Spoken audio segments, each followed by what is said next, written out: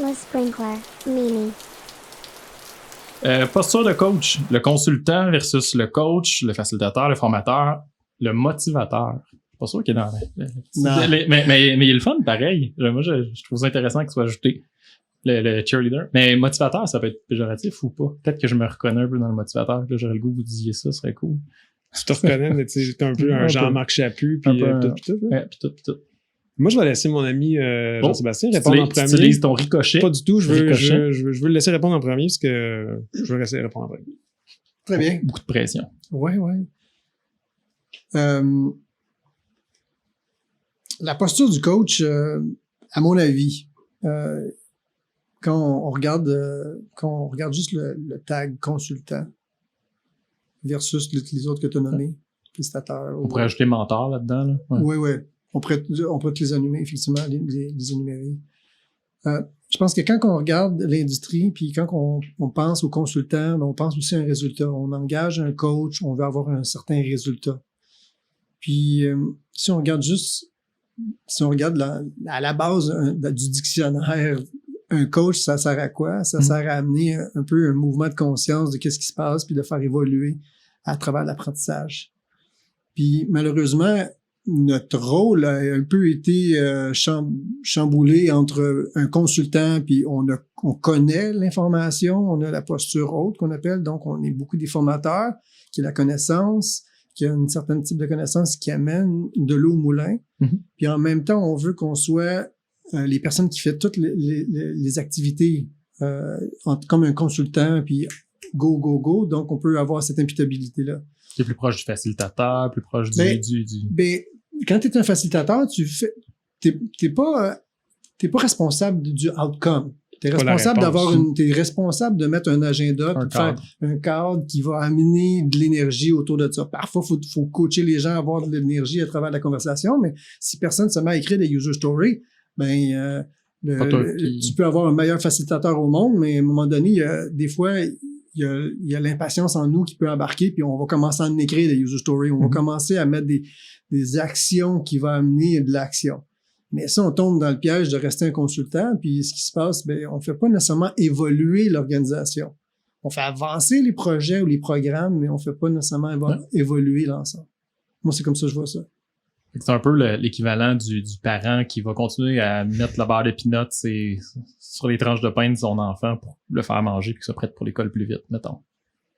OK, c'est boiteux, là, comme analogie, là, j'aurais peut-être choisi quelque chose d'autre, mais je vais réfléchir, là.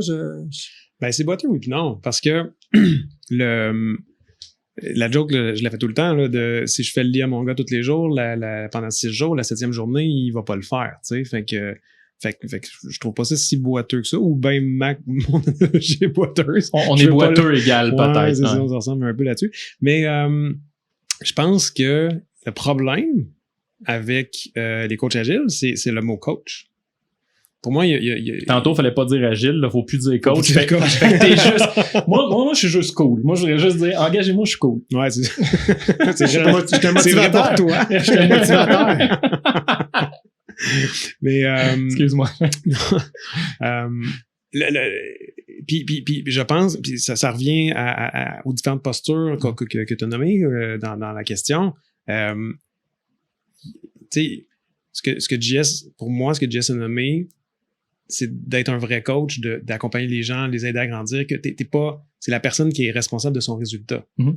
Versus, puis là, c'est les différentes postures que j'ai l'impression que, pour moi, je vois 2 problèmes. Je vois trop de coachs qui s'improvisent psychologues. Puis c'est pas le cas de JS, là, juste pour être clair, je le connais très bien. Un bout extrême du spectre. Là, oui, c'est ça. Non, mais je fais puis pas de... limite, c'est dangereux. Là, c'est très dangereux. Tu veux pas aller là. Puis je fais surtout pas référence à toi. Fait que ça c'est un des problèmes que je vois. L'autre problème, c'est on dirait qu'il y a des coachs qui veulent pas aller dans les autres postures. Mm-hmm. Puis c'est un problème pour moi. Quand les gens t'appellent, des fois, ils ont besoin d'un formateur. Des fois, ils ont besoin d'un mentor. Des fois, ils ont besoin d'un facilitateur. Des fois, ils ont besoin d'un coach. Puis c'est d'être capable de jouer dans ces différentes postures-là que là, on a du succès.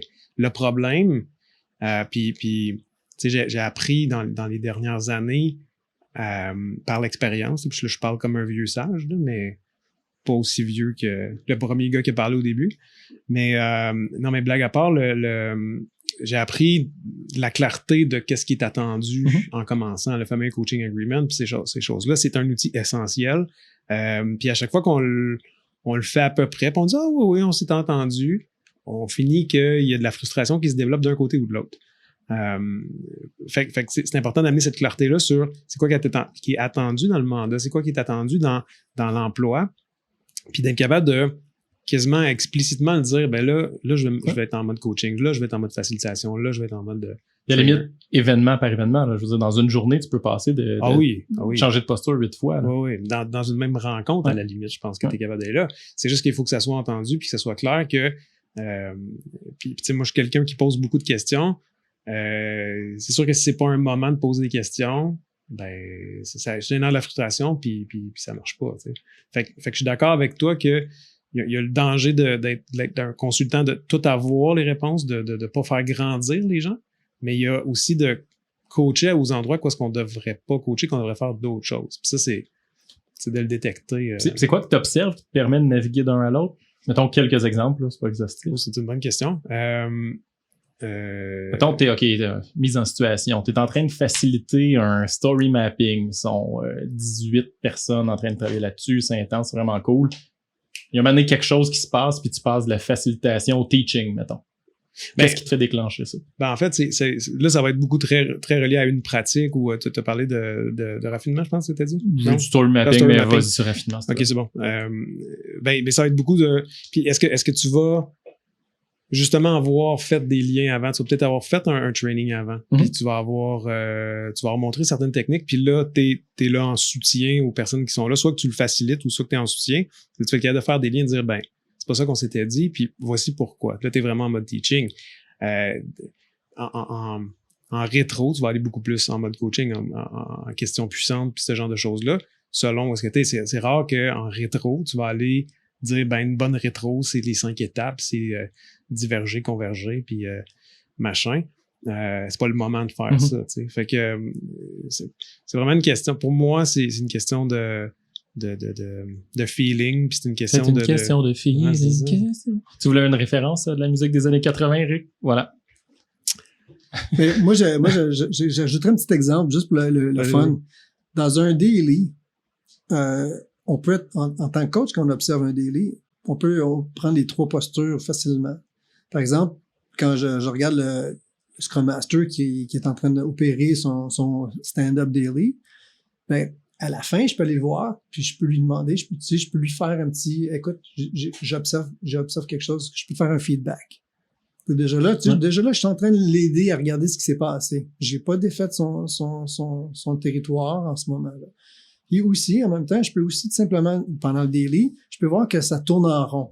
Je peux aussi stepper in, puis d'arrêter ça, puis de regarder, voir à tout le monde, est-ce que je peux me permettre de faire... Donc, je fais une intervention parce que en ce moment-là, je step over le Scrum Master, puis j'avance au devant pour pouvoir m'assurer qu'il se passe quelque chose. Puis en même temps, je peux aussi directement aller sur le board, déplacer des cartons en tant que puis faire avancer les choses. Donc, tu sais, là, le consultant en moi va faire avancer les choses pour que la conversation prenne. Parce que il y a besoin, en tant que coach, il faut quand même pas négliger qu'on a besoin de mettre un espace confiant. Faut savoir pourquoi qu'on fait cette intention-là. Quand on sait pourquoi on fait cette intention-là, donc on est vraiment en train de servir le grand groupe. Puis, tu sais, je suis persuadé que dans ta tête, tu sais, l'exemple que tu as donné, le premier, là, tu sais, je peux observer, après ça, donner un feedback au Scrum Master, voir évoluer, ou d'autres fois, vraiment, time out, les amis, overstepper le Scrum Master, puis essentiellement prendre son rôle.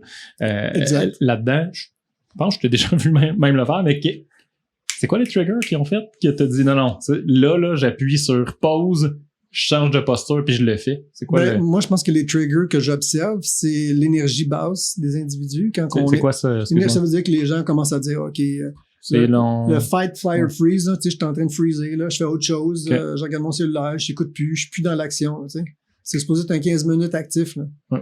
Fait que ça, c'est des signes. Ça veut pas dire que c'est vrai. 8 team members faire ça de même. Exact. Okay. Fait que ça peut être un des signaux que j'ai. Donc, vraiment être à l'écoute de ce qui se passe. Ouais, c'est intéressant. Ben, pour vrai, j'ai pas grand-chose à ajouter là, à votre conversation. Moi, la seule chose que j'aurais le goût de souligner, c'est, je pense, avec l'expérience, c'est l'intention un peu de mes questions, c'est la capacité de détecter quand changer de posture puis le faire comme il faut. Puis au bon moment, puis de se tromper. Puis c'est drôle, quand t'as commencé là-dessus, tu sais, on finit toujours par coacher des padawans, Scrum Masters, des gens qui commencent et qui s'y intéressent là-dessus. Souvent, c'est juste, OK, cool, on va préparer un prochain meeting, machin. Ça va être quoi ton intention, quelle posture tu vas prendre, qu'est-ce que tu vas observer pour changer de posture, puis à la fin, c'est ça que t'as joué, man, ou pas, selon toi, là? Il me semble que c'est super récurrent là, comme conversation. Hein?